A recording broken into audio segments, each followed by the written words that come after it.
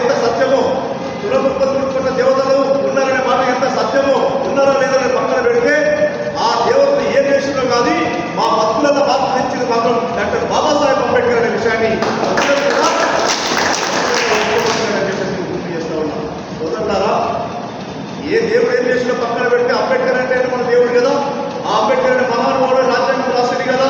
ఆయన అనుభవించిన అవమానాలు, అణిచివేతలను, కుల వివక్షతలు, అంటరాంతరాన్ని అన్నింటినీ అనుభవించిన తర్వాత ఆయన బానిసత్వం చదువుకున్న తర్వాత ఆయన నేను ఈ స్థాయిలో ఉన్నా కదా, నాకెందుకునే ఈ జాతితోటి, ఈ జాతిలో పుట్టుకున్న మహా పాపమైందని చెప్పేసి ఆయన ఎప్పుడు కూడా కృంగిపోలే అని ఒంటి పట్టుదలతోటి నేను అనుభవించిన అణచివేత, నేను అనుభవించిన అంతరాంతరం, నేను అనుభవించిన కుల వివక్షత, నేను అనుభవించినటువంటి ఈ నిర్లక్ష్యం, చిన్న చూపు భవిష్యత్ తరాలకు నా జాతి ఉందని చెప్పేసి ఆయనకు వచ్చిన అవకాశము, ఆయన రాజ్యాంగం రాసే అవకాశం వస్తే రాజ్యాంగంలో మన జాతుల కోసము, మన భక్తుల మార్పు కోసము రిజర్వేషన్ పెట్టిన విషయం గుర్తు చేస్తా ఉన్నా.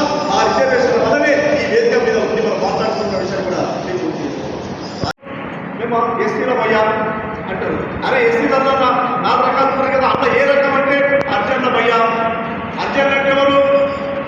అప్పుడు కొంత ఎంతో ఉన్నారు కూడా అడగండి పరీక్షలు అడగాలి. అవునా?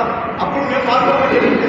మరి సోదరులారా, అందరికంటే ముందు పుట్టిన ఆదిచాముడు వారసులే ఈ భూమికి సృష్టికి మూలవాస అయినప్పుడు అందరికంటే ముందున్నాం, అందరికంటే పెద్దన్నాం, ఎప్పుడు పండాలంటున్నాం. కాబట్టి మన పెద్దింటలమైన ఈ సమాజానికి అడుగు నేర్పించే కాడ మరి అన్ని ఈ సమాజానికి అన్ని సవలతులు అందించే కాడ మనం మూల మనుషులు గుర్తు చేస్తా ఉన్నాం. ఏ రకంగా మీరు అనుకుంటారు, ఎవరికైనా ధైర్యం ఉందా లేదా సమాజంలో కానీ మానవుల ధైర్యం ఉంటుంది. మొట్టమొదటి ధైర్యం మాత్రం మానవులే. అవునా?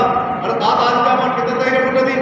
నారాయణుడు దశావతారాలు ఎక్కినప్పుడు కూడా ఆయన పెద్ద బలముడు తెలియదు. కానీ మన తాత జామవతుడు విశ్వాసంలో యుద్ధం చేస్తాడు. యుద్ధం చేసినప్పుడు కృష్ణుడు అటు ఇటు ఓడిపోతున్న సమయంలో ఏం చేస్తాడంటే, ఇదేదో మా తాత గుర్తునే ఉన్నట్టు, మా తాత జామవతుడు ఎక్కడ ఉన్నాడని చెప్పేసి ఆయన అంటున్నాడు. జామవతుడు ఆయన ఈయనెవరు, నాతో యుద్ధం చేస్తే ధైర్యం ఎవరికి లేదు కదా, ఈయన రాముల వారే కావాల్సని చెప్పేసి అప్పుడు జామవతుడు గట్టి అడిగితే ఈయన రామవతుడు చూపిస్తే అయ్యో రామా ఉమ్మా అని చెప్పేసి మొదటి నుంచి అడ్డరామని తమ వంతు మాత్రం చూసినటువంటి మాతృకే వ్యక్తులకు ప్రత్యేకంగా సమాజంగా ఎంఆర్పిఎస్ అంటేనే మాదిగ రిజర్వేషన్ పోరాడుతుంది. మాదిగ దండలో ఎందుకు పుట్టిందో మనందరికీ ముందు తెలియాలి. మాదిగ దండలో ఎందుకు పుట్టింది? ఈ సమాజంలో అన్ని కులాలు ఉన్నప్పుడు ఆ కులాలకు ఎంత చరిత్రతో పక్కన పెడితే ఆ కులాల పేరు చెప్పుకున్నప్పుడు, ఒక ఆయన రెడ్డి అని చెప్పుకున్నప్పుడు, ఒక ఆయన గౌడ అని చెప్పుకున్నప్పుడు, ఇంకొక ఆయన యాదవ్ అని చెప్పుకున్నప్పుడు, ఇంకొక ఆయన మొగ్గాలు అని చెప్పుకున్నారు. వాళ్ళ చరిత్రను పక్కన పెడితే అందరికంటే గొప్ప చరిత్ర కలిగిన ఆ మాదిగ జాతి ఒక్క మాట చెప్పాలంటే, అందరికంటే ముందు పుట్టిన ఆది జామవుడు నా తాత అయినప్పుడు ఆ జామవతుడు ఎప్పుడు పుట్టిండు, భూమి కంటే 6 నెలల ముందు పుట్టిండని చెప్పేసి చరిత్ర చెప్తా ఉన్నది. అట్లాంటి వారసులుగా ఆది జామవుడు వారసులు ఈ భూమి మీద ఉన్న మనం కుల పేరు ఎందుకు చెప్పుకోదో ఒకసారి ఆలోచన చేద్దామని చెప్పేసి నా పేరు మందకృష్ణ మాదిగ అని చెప్పేసి